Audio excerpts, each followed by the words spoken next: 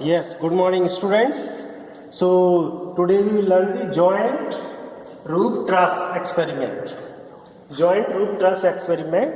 It is basically the structural element on which the suspended load, how much suspended load will extend to our beams or columns or structural elements.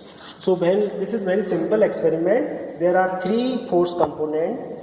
First is this force, second this force, and third is this force.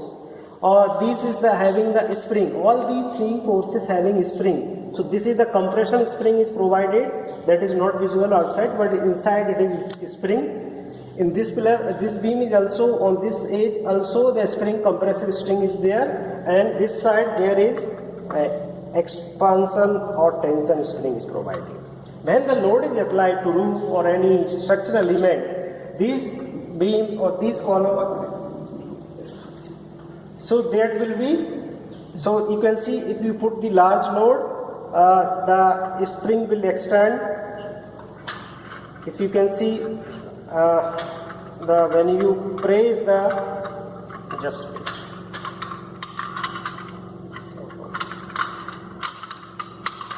Yes, so it is visible. When you press, it extension, and the compression happens in these two pillars. So that will be measured from this experiment, and the total force or total stress developed in the structure, maximum total structure developed stress has to be found from this experiment. So there are a simple arrangement in this experiment. First I will put the 1 kg load. If you put 1 kg load, then the compression of this spring, compression of this spring, and compression of extension of this spring can be noted. So this is suppose A point, this is A point, so this is AB, this is B point. This is A, this is C point. A, B, A, C, and this is BC. If you can see, this is BC. Bottom are B and C, and top is A. So AB load is, you can read it out from here in kg. This skill is providing the load in kg or force in kg. Multiply by 9.8, you can get it in Newton.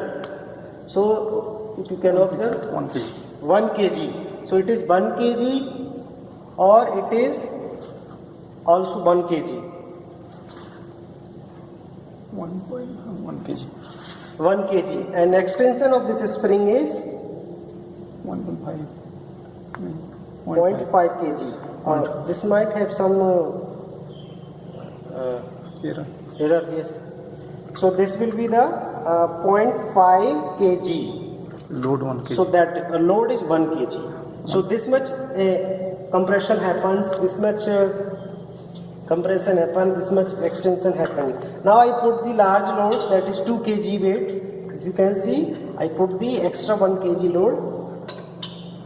So now I will measure the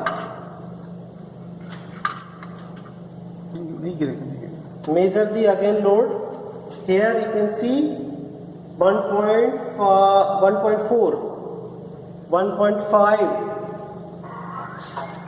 and this is 0.9, 0.8. This is 0.8. BC is 0.8. 0.8. That's all. So that will be extension. Now we will see the load. I have put it the 3 kg load now, and you can see by putting 3 kg load, you can directly read the 0.8. AB is 0.8 or AC is 0.9, 1.9 sorry. 1.8, 1.9 and 2.2. Oh, 1.2 sorry. BC is 1.2 kg. So these three experimentally we have developed. Now we will develop this vector diagram of these forces and total stress developed in the whole structure. We will learn in theoretical manual that is given in the theory manual part of this experiment. Here spring inside spring is there, that is not visually from outside, but their compression or their extension can be read out from this scale.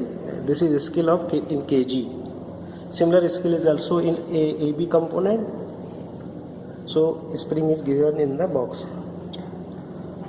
Yes. So now come to the calculation part, analysis part of this experiment. So these three weights load we have provided, and that value is given here. Based on that, our AB force has been generated, BC force has been generated, AC force has been generated. So I will make the triangle of these three forces, because all three forces are balanced, equilibrium balance. So this is BC. This BC length is equal to the 1 kg. You can scale the 1 kg equal to 2 centimeter, like that. Scales you can take, or 4 kg. If you want to make large diagram, you can take 1 kg equal to 4 centimeter, like that. That depends on you. The scales you have to taken. So this AB length is equal to 1 kg. It means 2 centimeter. Okay. And BC. Before BC, AC is again 1 kg, so same length can be drawn here also. This is also 2 centimeter, and this BC length automatically it will be 1 centimeter. 1 centimeter. There might be some error, so you cop up with the error. Exact close dimension may not be there, but you have to make it close. So this is the diagram, vector diagram. This is the force vector diagram of these forces AB, AC and BC. Okay. Now from this we want to measure the root thrust from this experiment. So this is our root point. So we have suspended the weight here vertically. So middle of this point to be joined to the top of this point. Middle has been joined, so you can name this point as a D, and parallel to this line, from this point draw a line. That line is meet the EC at E point. This is the E point. From E point parallel to this line, bottom line, you just join the line, that is F point. So this FE is the root thrust. Value of FE equal to root thrust. These are the three reading. That's why you have to make the three diagram. One I have made for you. For another reading you have to make again. For another reading you have to make again. And the value of EF for every diagram has to be found. Then average value of FE will be the root thrust value of this system. That's all about the experiment. Thank you.